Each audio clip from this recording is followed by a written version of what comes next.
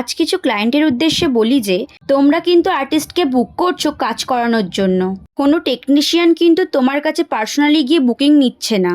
তোমাদের যখন ইচ্ছে হবে অবশ্যই কাজটাকে ক্যান্সেল করতে পারো, কিন্তু অবশ্যই সেই টেকনিশিয়ানকে আগে থেকে জানাতে হবে। টেকনিশিয়ানের কোনো মাথা ব্যথা নেই যে তুমি কেন করবে না বা কিছু, কিন্তু জানানোটা তো জরুরি, তাই না?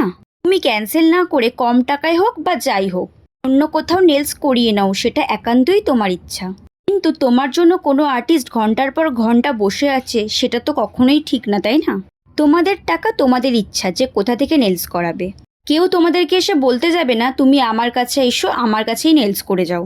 তোমাদের স্পেশাল দিনে কাজ করানোর জন্য চারিদিকে রিসার্চ করে ভেবেচিন্তে নিজের বাজেট বুঝে তবেই কোনো আর্টিস্টকে বুক করো। কারণ তোমাদের ওই যা ইচ্ছা করার জন্য কত ক্লায়েন্টের যে লস হয়ে যায় সেটাও তোমাদের ভাবা উচিত। আর যেসব আর্টিস্টদের সাথে প্রতিনিয়ত এইসব ঘটে চলেছে তাদের উদ্দেশ্যে বলছি, চেনা মানুষ হোক বা অচেনা মানুষ, অ্যাডভান্স নিয়ে তবেই বুকিং কনফার্ম করো। কারণ এই সমাজ বিশ্বাসের যোগ্য নয়। শেষে জানিয়ে যেও কাজটি তোমাদের কেমন লেগেছে।